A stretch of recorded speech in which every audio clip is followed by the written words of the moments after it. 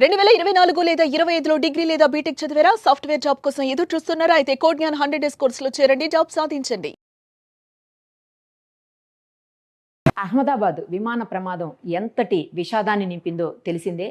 అయితే ఇప్పటి వరకు కూడా ఏమీ క్లారిటీ లేదు. ఎలా జరిగింది ఏంటి అనేది ప్రాథమిక సమాచారం ప్రకారం చూస్తుంటే 2 ఇంజిన్స్ ఫెయిల్ అయిపోయాయనేది మాత్రమే తెలుస్తోంది.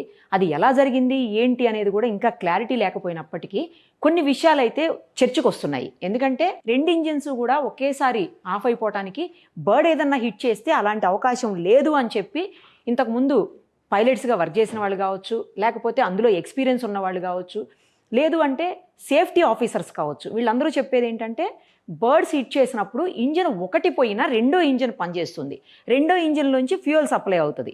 అయినప్పుడు కొంత దూరం వరకు వెళ్ళి ఫ్లైట్ని ల్యాండ్ చేయటమా సేఫ్గా, లేదు అంటే చిన్న ప్రమాదంతో ఆగిపోయే అవకాశం ఉంటుంది అని చెప్తున్నారు. కానీ ఇక్కడ అలా జరగలేదు. 2 ఇంజిన్స్ కూడా సేమ్ టైం ఫెయిల్ అయిపోయాయి.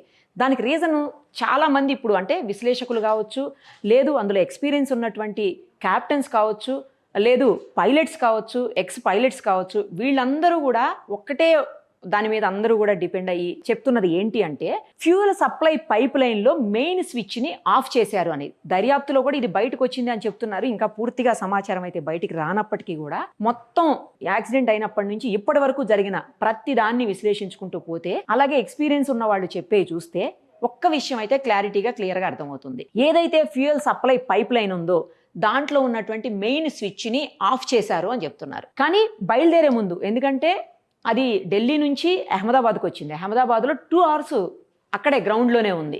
ఆ టైంలో చాలా వరకు మెయింటెనెన్స్కి సంబంధించిన సిబ్బంది ఎవరైతే గ్రౌండ్ లెవెల్లో సిబ్బంది ఉంటారో వాళ్ళన్నీ కూడా చెక్ చేశారు, తనిఖీ చేశారు.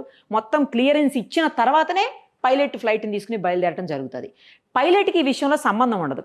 గ్రౌండ్ నుంచి క్లియరెన్స్ వచ్చిన తర్వాత మాత్రమే ఆయన ఫ్లైట్ని మూవ్ చేయటం అనేది సాధ్యం అవుతుంది. కానీ ఇక్కడ జరిగింది ఏంటంటే అప్పటికే ఏదైతే మెయిన్ పైప్ లైన్ ఉందో, ఫ్యూయల్ సప్లై చేసే పైప్ లైన్ ఏది ఉందో దాన్ని స్విచ్ ఒకటి ఆఫ్ చేసి ఉంది అని చెప్తున్నారు. స్విచ్ ఆఫ్ చేసిందంటే లోపలికి వెళ్ళేటువంటి ఫ్యూయల్ని ఆపేయటం అన్నమాట. అది కావాలని చేశారా లేకపోతే బై మిస్టేక్ ఏమన్నా జరిగిందనేది ఇక్కడ కీలకమైన అంశము. మనం కావాలని చేశారా అనే పాయింట్లు ఎందుకు మాట్లాడాల్సి వస్తుందంటే, ఈ ఫ్లైట్స్కి సంబంధించి, ఎయిర్ ఇండియా ఫ్లైట్స్ సంబంధించి అన్నీ కూడా మెయింటెనెన్స్ చేసేది టర్కిష్ సంస్థ అని చెప్తున్నారు. అలాంటప్పుడు టర్కీ ఇన్వాల్వ్ అయి ఉంది కాబట్టి, మనకి శత్రుదేశం కాబట్టి టర్కీ ఆ విషయంలో ఒక్కసారి ఆలోచించాల్సినటువంటి పరిస్థితులు ఉన్నాయి.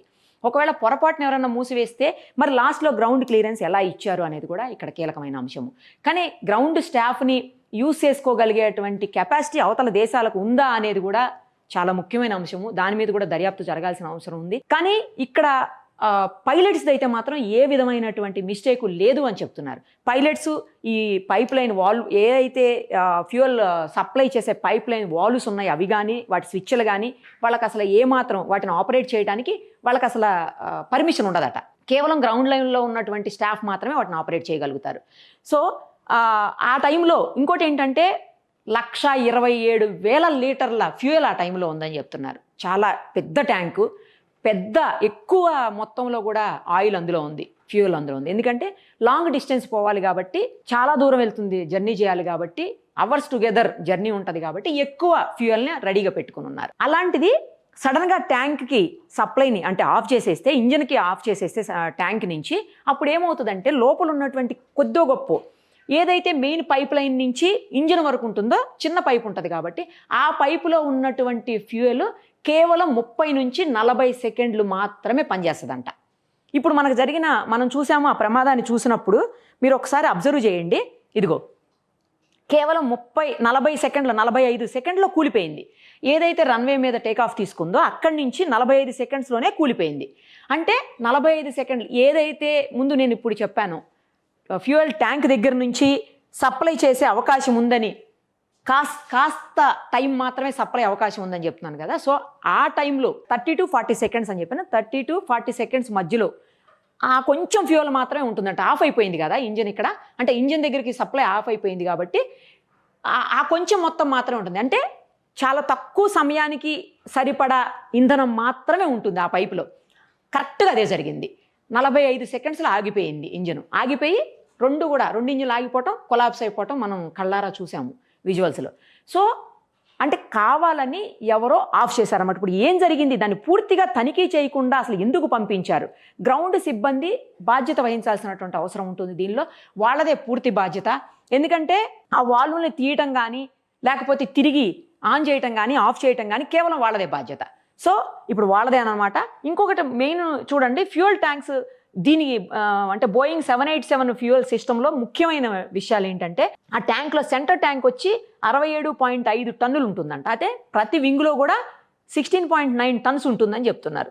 పంప్స్ వాల్వ్స్ వచ్చేసి ఏసీ పంప్స్, సెంటర్ ట్యాంక్స్ ఇవన్నీ కూడా ఖచ్చితంగా మెయిన్ ఫోల్డ్ ఏదైతే మెయిన్ పైప్ లైన్ ఉంటుందో దాని నుంచే సప్లై వెళ్తుందంట. దాంతోపాటు పైలట్ క్యాబిన్లో ఉండేటువంటి ఫ్యూయల్ బ్లీడు అవన్నీ కూడా ఫ్యూయల్ స్విచ్లుగా ఉంటాయి నిజానికి, కానీ అవన్నీ కంట్రోల్ చేసేది మాత్రం కింద నుంచే గ్రౌండ్ స్టాఫ్. ఇక్కడ కాక్పిట్లో ఉన్నటువంటి వాటిని ఈయన మేనేజ్ చేసినప్పటికీ సప్లై అనేది మాత్రం కింద నుంచే కదా. కింద వాల్వ్ ఆగిపోయినప్పుడు లేదా కింద స్విచ్ ఆఫ్ చేసినప్పుడు ఇక్కడికి సప్లై వచ్చే అవకాశమే లేదు అసలు.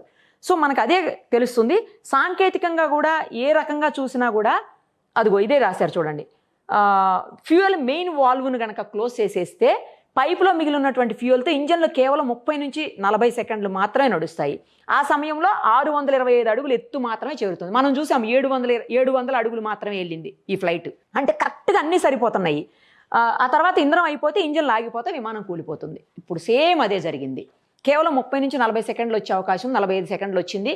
తర్వాత 625 అడుగులు మాత్రం వెళ్తుంది అంటున్నారు, 700 అడుగులకి వెళ్ళింది. ఆ తర్వాత ఇంజన్లు ఆఫ్ అయిపోయినాయి, కొలాప్స్ అయిపోయింది. సో ఏం జరిగి ఉంటుంది? ఎవరు అంటే అలాంటి ప్రయత్నం అసలు ఎవరు చేశారు? సంబంధం లేని వ్యక్తులు ఏమన్నా గ్రౌండ్లోకి వచ్చారా, లేకపోతే ఉన్న వాళ్ళలోనే ఎవరైనా కావాలని చేశారా, లేదు బై మిస్టేక్ ఏమన్నా చేశారా? ఇవన్నీ కూడా బయటికి రావాల్సినటువంటి అంశాలు. స్పష్టంగా దర్యాప్తులో ఇవన్నీ ఏవైతే ఇప్పుడు మనం చెప్తున్నామో అవన్నీ కూడా కంపల్సరీ దర్యాప్తులో బయటికి రావాల్సినటువంటి అంశాలే. కావాలని చేశారా, బై మిస్టేక్ చేశారా, మానవ తప్పిదమా, లేదు అంటే ఉగ్రవాద దుశ్చర్య ఏదన్నా ఉందా ఇందులో? మనకి ఇప్పటికే చూసాము, పాకిస్తాన్, టర్కీ లాంటి దేశాలు, చైనా లాంటి దేశాలు, శత్రు దేశాలు చాలానే ఉన్నాయి మనకి. మన ఎదుగుదలని చూడలేనటువంటి దేశాలు, లేదు మన మీద పైచేయి సాధించాలన్న ఉద్దేశంతో ఏమన్నా చేశారా, ఈ దుశ్చర్యకు పాల్పడ్డారా అనేది మాత్రం ఎంక్వైరీలో తేలుతుంది ఖచ్చితంగా.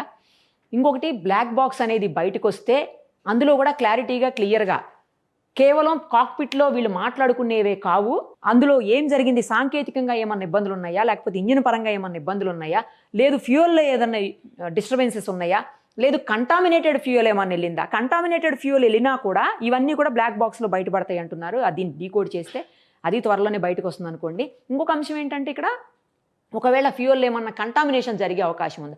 అది అసలు ఎట్టి పరిస్థితుల్లో జరగదని ఇందాక మనకి ఫ్లైట్ సేఫ్టీ ఆఫీసర్ ఎవరైతే ఉన్నారో ఆయన కూడా చెప్పున్నారు. ఆయన చెప్పిన దాంట్లో మనకు అర్థమైంది ఏంటంటే, మనకి దాన్ని చూస్తే అర్థమైంది ఏంటంటే ఆయన చెప్పిన తర్వాత ఎక్కడా కూడా ఇది సేఫ్టీకి సంబంధించి, అంటే ఫ్యూయల్ సేఫ్టీకి సంబంధించి ఫ్యూయల్ని కంటామినేట్ అయ్యేలాగా ఎక్కడ కూడా అసలు అవకాశం ఇవ్వరు అని చెప్తున్నారు.